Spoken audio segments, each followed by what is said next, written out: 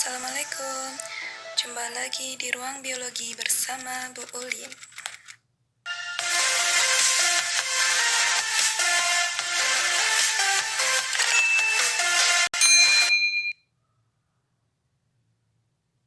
Pada kesempatan kali ini kita akan membahas subbab metode ilmiah. Sebenarnya metode ilmiah itu apa sih? Metode ilmiah merupakan serangkaian tahapan yang logis dan sistematis yang harus dilakukan oleh ilmuwan dalam melakukan penelitian.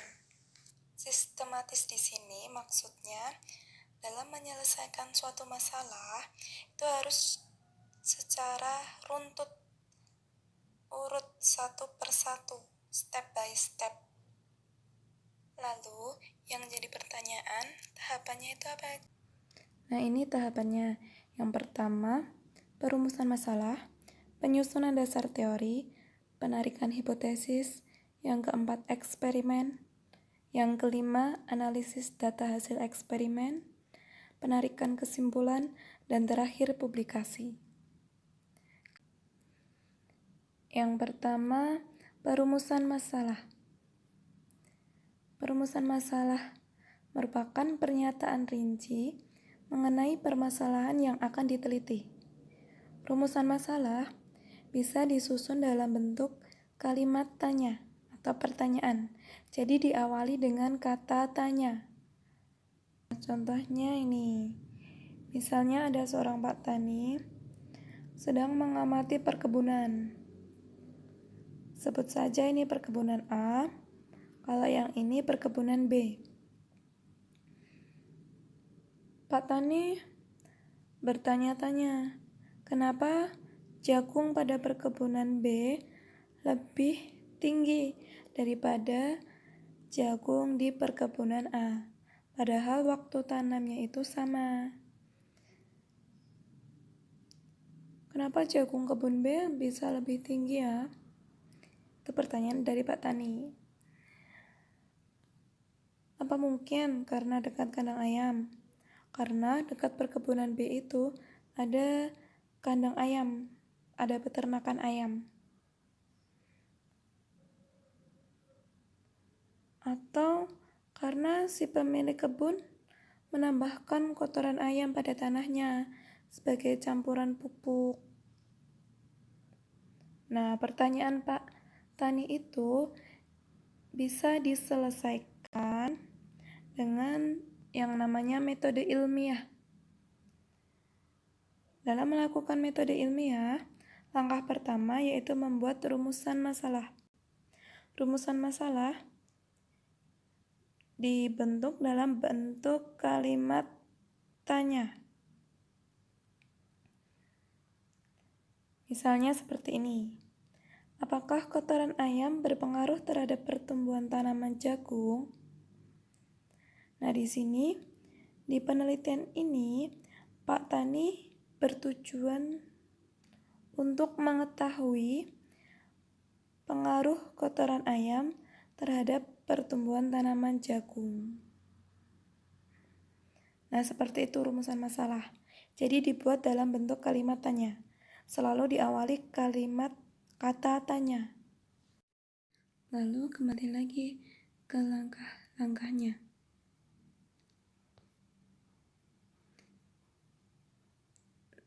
Langkah yang kedua yaitu penyusunan dasar teori. Dasar teori disusun berdasarkan berbagai sumber literatur. Sumber literatur di sini bisa berupa buku, bisa berupa jurnal penelitian, atau yang lainnya. Yang penting sumbernya itu terpercaya. Misalnya seperti ini.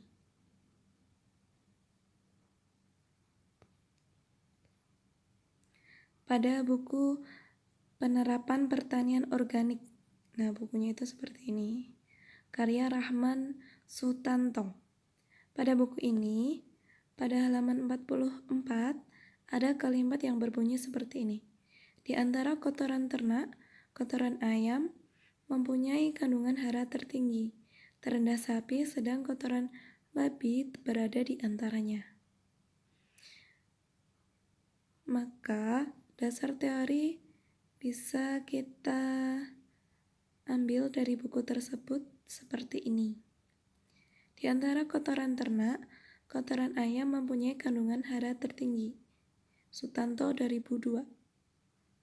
Sutanto 2002 itu maksudnya penulisnya sama tahun terbit bukunya.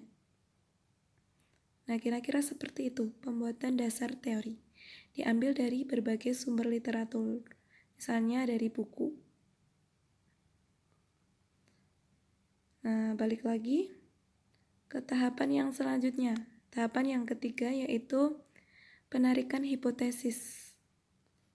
Hipotesis sendiri merupakan jawaban sementara yang akan dibuktikan kebenarannya melalui eksperimen. Jadi ini masih berupa jawaban sementara. Bisa salah, bisa benar. Makanya harus dibuktikan kebenarannya melalui yang namanya eksperimen. Kita bahas dulu yang hipotesis. Hipotesis ada dua macam. Yang pertama ada H0, ada H1, hipotesis alternatif. H0 merupakan dugaan sementara yang menyatakan tidak ada pengaruh antara variabel bebas dengan variabel terikat. Yang harus diperhatikan di H0 itu menyatakan tidak ada pengaruh antar variabel. Sementara H1 itu lawannya. Dugaan sementara yang menyatakan bahwa ada pengaruh antar variabel bebas terhadap variabel terikat. Nah, kalau H1 itu yang perlu diingat menyatakan ada pengaruh. Kalau masih bingung, ini kita simak contohnya. Misalnya dari rumusan masalah tadi, kita kan sudah merumuskan rumusan masalahnya. Apakah kotoran ayam berpengaruh terhadap pertumbuhan tanaman jagung? Itu rumusan masalah yang sudah kita punya. Dari rumusan masalah itu, bisa kita buat hipotesis H0 dan H1. H0-nya misalnya seperti ini. Ingat, H0 itu yang menyatakan tidak ada pengaruh. Berarti H0-nya kotoran ayam tidak berpengaruh terhadap pertumbuhan tanaman jagung. Tinggal dilengkapi dengan kata tidak berpengaruh. Itu sudah menjadi H0. Kemudian hipotesis yang kedua, H1. Ingat, H1 itu yang menyatakan ada pengaruh. Berarti kalimatnya tinggal diganti. Kotoran ayam berpengaruh terhadap pertumbuhan tanaman. Nah, seperti itu pembuatan H0 atau H1. Lalu, untuk memutuskan mana yang akan kita pilih, H0 atau H1, itu didasarkan pada dasar teori. Nah, dasar teori yang sudah kita peroleh tadi, di antara kotoran ternak, kotoran ayam mempunyai kandungan hara tertinggi. Jadi, berdasarkan dasar teori tersebut, kita memilih hipotesis H1. Kotoran ayam berpengaruh terhadap pertumbuhan tanaman. Kenapa kita pilih H1? Karena dari dasar teori sudah dijelaskan kalau kotoran ayam itu mempunyai kandungan hara tertinggi. Makanya kotoran ayam dapat berpengaruh terhadap pertumbuhan tanaman. Itu jawaban sementara kita. Kita pilih hipotesisnya H1. Nah, setelah menentukan hipotesis, balik lagi ke sini. Nah, ini rumusan masalah yang sudah kita peroleh. Apakah kotoran ayam berpengaruh terhadap pertumbuhan tanaman jagung? Kemudian dasar teorinya, di antara kotoran ternak, kotoran ayam mempunyai kandungan hara tertinggi. Sutanto 2002. Selanjutnya hipotesis.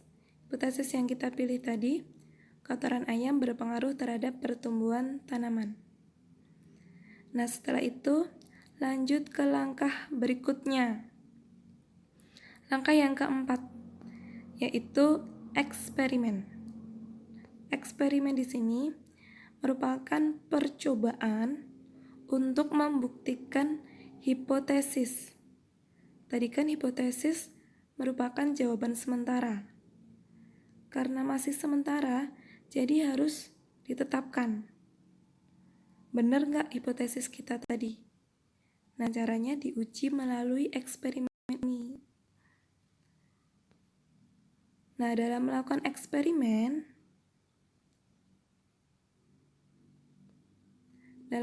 eksperimen, kita harus menentukan yang namanya variabel atau faktor yang berpengaruh dalam penelitian. Variabel dalam penelitian itu ada 3 macam. Yang pertama ada variabel bebas. Yang kedua variabel terikat. Yang ketiga variabel kontrol. Kita bahas satu persatu. Yang pertama variabel bebas. Dari namanya bebas, berarti dibuat bebas, berbeda. Nah, variabel bebas itu faktor yang sengaja dibuat bervariasi untuk menjawab rumusan masalah. Misalnya tadi rumusan masalahnya itu kan, apakah kotoran ayam berpengaruh terhadap pertumbuhan tanaman jagung? Nah, untuk menjawab itu, makanya dalam penelitian nanti yang harus dibuat berbeda itu kotoran ayamnya. Misalnya yang satu dikasih kotoran ayam, yang satu tidak dikasih kotoran ayam. Supaya nanti kita bisa membandingkan mana yang lebih cepat pertumbuhannya. Nah, yang dibuat berbeda itu yang namanya variabel bebas. Selanjutnya variabel terikat. Variabel terikat itu merupakan faktor yang muncul akibat variabel bebas, atau gampangannya yang akan kita ukur, yang akan diukur. Itu namanya variabel terikat. Dari namanya saja terikat. Terikat dari variabel bebas. Misalnya tadi kita melakukan penelitian menanam jagung. Yang satu dikasih kotoran ayam, yang satu tidak dikasih kotoran ayam. Nah, setelah sama-sama tumbuh, nanti kita bandingkan. Nah, pembandingnya itu yang akan kita ukur. Pasti kita pengen ngukur atau membandingkan tingginya, lebih tinggi yang mana. Atau bisa juga jumlah daunnya, lebih banyak mana daunnya. Nah, yang akan kita ukur itu namanya variabel terikat. Kan kita akan mengukur tinggi tanaman atau jumlah daun. Berarti variabel terikatnya itu, jumlah daun dan tinggi tanaman. Lalu ada variabel kontrol. Dari namanya saja, kontrol. Berarti yang harus selalu dikontrol supaya sama. Jadi tidak boleh berbeda. Harus sama. Karena nanti akan berpengaruh terhadap hasil eksperimen. Kayak gitu. Nah, kita simak contohnya lebih detail lagi.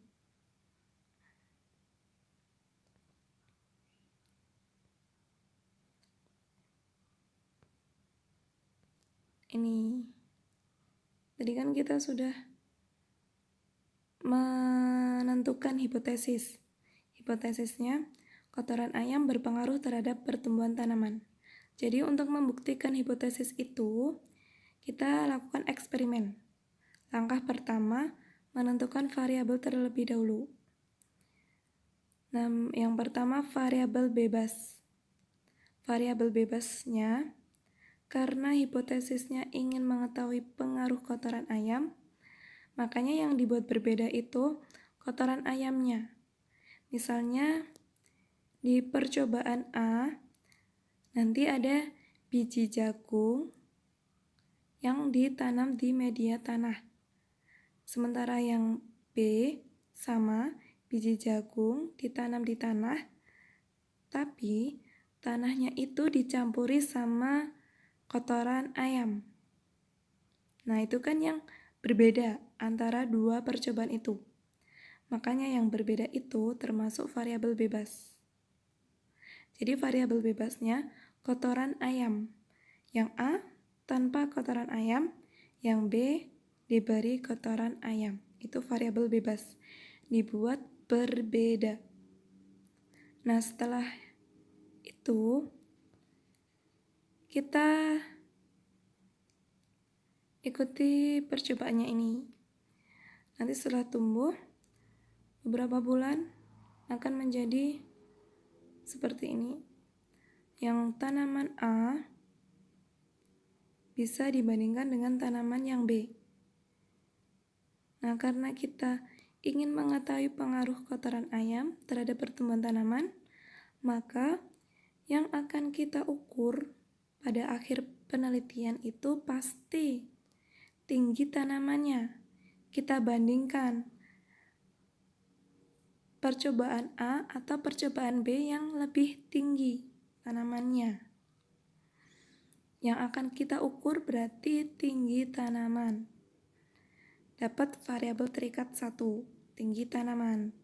Selain itu, selain tinggi, kita juga bisa mengukur dari jumlah daunnya. Karena semakin banyak daun, itu artinya pertumbuhannya semakin meningkat. Nah, bisa dibandingkan. Jumlah daun pada percobaan A itu ada 8. Sementara pada percobaan B itu jumlah daunnya lebih banyak. Nah, itu yang bisa kita ukur. Yang bisa kita ukur setelah akhir penelitian itu yang disebut variabel terikat.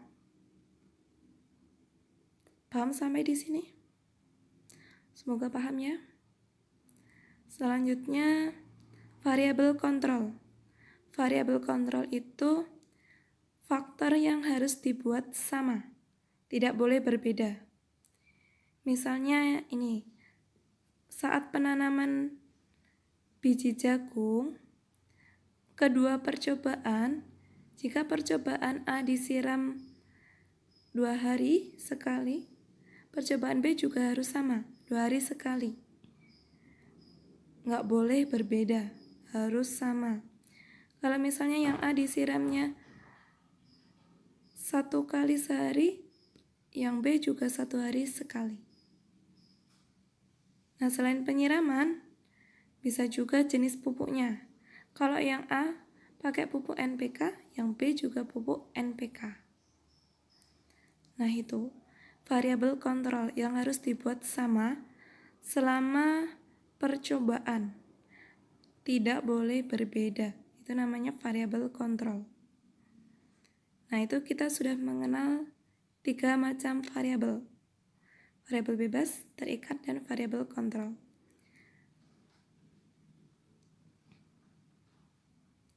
Nah, setelah melakukan eksperimen, kita lanjut ke tahap selanjutnya.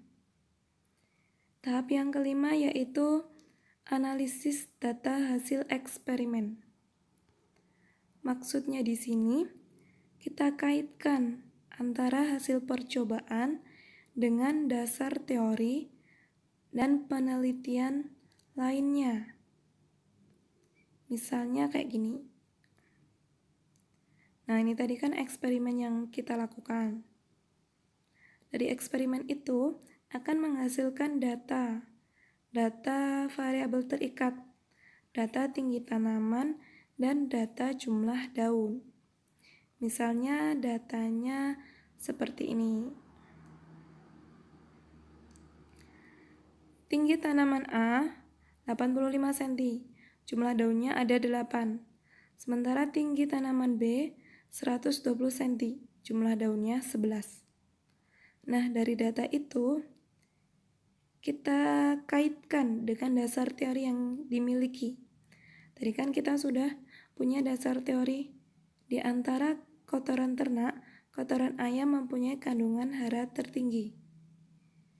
Nah, berarti kan karena kotoran ayam mempunyai kandungan hara tertinggi, makanya pertumbuhan tanaman B yang dicampur dengan kotoran ayam itu lebih tinggi pertumbuhannya. Kita kaitkan, kita analisis, kenapa bisa seperti itu. Itu namanya analisis data hasil eksperimen. Dari eksperimen yang kita lakukan tadi, bisa disimpulkan analisisnya seperti ini. Kotoran ayam meningkatkan pertumbuhan tanaman jagung. Hal ini terbukti dari hasil eksperimen yang menunjukkan bahwa tanaman B lebih cepat pertumbuhannya daripada tanaman A. Nah, itu hasil analisis data eksperimen kita. Nanti kalau ada yang belum paham bisa ditanyakan lewat komen. Kalau sudah, kita lanjut ke tahap berikutnya. Tahap yang keenam, itu penarikan kesimpulan. Penarikan kesimpulan itu merupakan evaluasi terhadap hipotesis yang kita pilih. Hipotesis diterima atau ditolak. Nah, sebelumnya rangkumannya kan seperti ini. Rumusan masalah yang kita miliki. Apakah kotoran ayam berpengaruh terhadap pertumbuhan tanaman jagung? Dasar teori yang kita buat tadi, di antara kotoran ternak, kotoran ayam mempunyai kandungan hara tertinggi. Sutanto 2002. Kemudian hipotesis yang kita ambil, kotoran ayam berpengaruh terhadap pertumbuhan tanaman. Kita pilihnya H1. Terus selanjutnya eksperimen dan analisis data. Tanaman B yang diberi kotoran ayam lebih cepat pertumbuhannya daripada tanaman A. Nah, berdasarkan kelima langkah tersebut, bisa kita simpulkan bahwa kotoran ayam memang berpengaruh nyata terhadap pertumbuhan tanaman jagung. Kita lihat hipotesisnya. Hipotesis yang kita pilih itu H1. Kotoran ayam berpengaruh terhadap pertumbuhan tanaman. Oleh karena itu kesimpulannya H1 diterima. H1 benar, makanya diterima. Karena kotoran ayam berpengaruh terhadap pertumbuhan tanaman berdasarkan hasil eksperimen yang sudah dilakukan tadi. Setelah kesimpulan, setelah semua rangkaian dari awal sampai akhir kesimpulan sudah dilakukan, maka langkah yang terakhir yaitu publikasi. Publikasi di sini yaitu membuat laporan penelitian, bisa dalam bentuk jurnal penelitian. Nah, kalau ada yang belum tahu tentang jurnal penelitian, contohnya kayak gini. Bentuknya seperti ini yang ada di HP ini. Nah, kalau nggak kelihatan, nih kita zoom. Tampak seperti ini. Jadi pada jurnal penelitian itu nanti akan ada identitas jurnal di pojok kanan atas. Terus ada judul jurnal, pengaruh pupuk organik kotoran ayam terhadap pertumbuhan tanaman jagung di Dulomo, utara kota Gorontalo. Itu judul jurnalnya. Terus dilengkapi juga dengan penulis jurnalnya yang melakukan penelitian. Itu ada Sriyati Ishak, Iqbal Bahwa, Marleni Limonu. Nah, selain itu, yang paling penting pada jurnal itu ada abstrak. Abstrak itu merupakan kayak ringkasan dari seluruh isi jurnal. Itu ada yang di abstrak. Nah, ini mungkin besok kalau kalian kuliah, kalian buat skripsi, kalian pasti buat jurnal penelitian seperti ini. Nah, seperti itulah metode ilmiah yang kita pelajari pada kesempatan kali ini. Kalau pengen dibuat kesimpulannya kurang lebih seperti ini. Tahapan metode ilmiah ada 7. Yang pertama, perumusan masalah. Perumusan masalah merupakan pernyataan rinci mengenai permasalahan yang akan diteliti, disusun dalam bentuk kalimat tanya. Yang kedua, penyusunan dasar teori. Nah, dasar teori ini disusun berdasarkan berbagai sumber literatur. Langkah yang ketiga, penarikan hipotesis. Nah, hipotesis sendiri merupakan jawaban sementara yang akan dibuktikan kebenarannya melalui eksperimen. Langkah yang keempat yaitu eksperimen. Eksperimen merupakan percobaan untuk membuktikan hipotesis. Yang kelima, analisis data hasil eksperimen, yaitu dengan mengaitkan hasil percobaan dengan dasar teori dan penelitian lainnya. Yang keempat, penarikan kesimpulan. Kesimpulan merupakan evaluasi hipotesis. Hipotesis diterima atau ditolak. Yang terakhir, publikasi. Publikasi merupakan membuat laporan hasil penelitian. Nah, itu ringkasan materi metode ilmiah kesempatan kali ini.